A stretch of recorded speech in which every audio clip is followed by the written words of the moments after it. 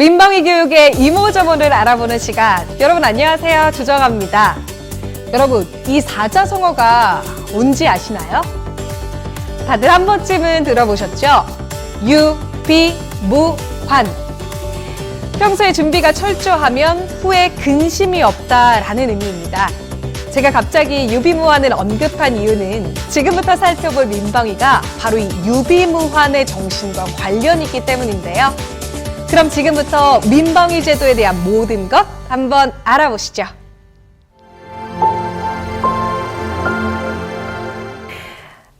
먼저 민방위란 무엇인지 개념부터 알아보겠습니다. 민방위란 군사 방위와 달리 민간 차원의 방위를 의미하는 것인데요. 국민의 생명과 재산을 지키는 일반적인 개념으로 각종 재난으로부터 재산 피해를 최소화하는 민간 차원의 자위 활동을 의미합니다. 즉 평상시에는 자연재해나 사회재난에 대비하고 적의 침공에 있을 때에는 국민의 생명과 재산을 보호하고 신속한 복구를 도모하기 위한 조직적이고 비군사적인 모든 활동이 곧 민방위라고 할 수 있는데요. 이러한 민방위는 중앙정부의 지도계획과 그에 기초한 지방자치단체의 조직 지도하에 주로 민간인이 주체가 되어 수행하는 방호활동입니다. 그렇다면 민방위 제도는 왜 필요한 걸까요? 우선 지정학적인 측면에서 볼 때 우리나라는 남북이 분단된 상황이죠. 그리고 중국과 러시아, 일본 등 주변 국가에 둘러싸여 항상 긴장 관계에 놓여 있습니다. 특히 중국과 러시아는 핵무기를 포함한 화생방 무기를 보유하고 있고 일본은 군비를 증강하고 있는 것은 물론 독도 영유권을 주장하고 있는 상황입니다. 이러한 주변 상황 때문에 민방위 대의 활동이 절실히 요구되고 있다고 할 수 있습니다. 그렇다면 국가 방위적 측면에서는 어떨까요? 우선 적의 항공기에 의한 공격이나 적의 함정에 의한 공격, 적의 유도무기에 의한 공격, 적의 화생방 무기에 의한 공격 등의 군사적 위협에 대응하기 위해 민방위 제도가 꼭 필요하다고 할 수 있습니다.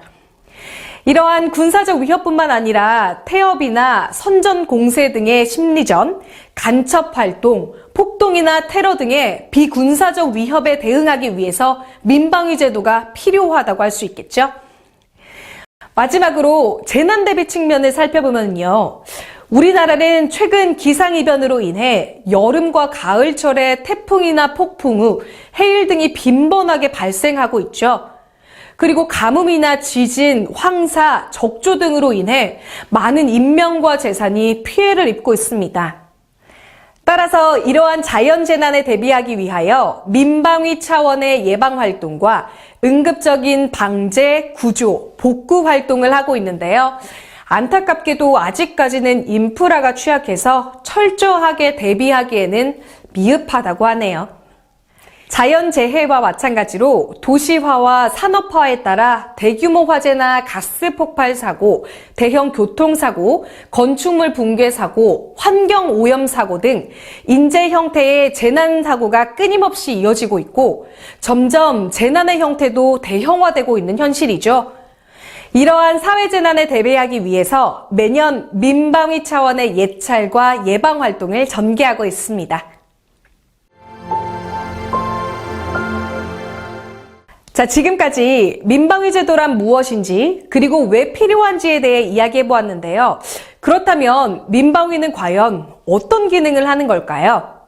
우선 민방위는 재난이 발생할 우려가 있거나 발생되었을 경우에 주민의 생명과 재산 보호를 위해 미리 대비하거나 응급적인 방제 등 수습 복구 활동을 자위적으로 수행하는 안보 기능과 재난대처 기능을 동시에 가지고 있는데요. 특히 비군사적인 활동의 측면에서 볼 때 남북관계뿐만 아니라 국제사회에서의 전쟁 억제 기능을 수행하고 있다고 말할 수 있습니다. 최근에는 도시화와 산업화로 대형 사고의 위협이 가중되고 있고 테러 발생 또한 급증하고 있죠. 뿐만 아니라 기상이변에 따른 자연재난의 대형화 등으로 인해 수습과 복구 활동에 대한 민방위의 역할이 날로 비중이 높아지고 있는 상황입니다. 지금까지 민방위 제도에 대해 전반적으로 이해해보는 시간을 가져봤는데요. 여러분 어떠셨나요? 민방위는 예고 없는 각종 재난에 미리 대비하여 예방함으로써 재난으로 인한 피해를 최소화하는 유비무환의 정신이라는 것, 이제 이해하셨을 것으로 생각됩니다.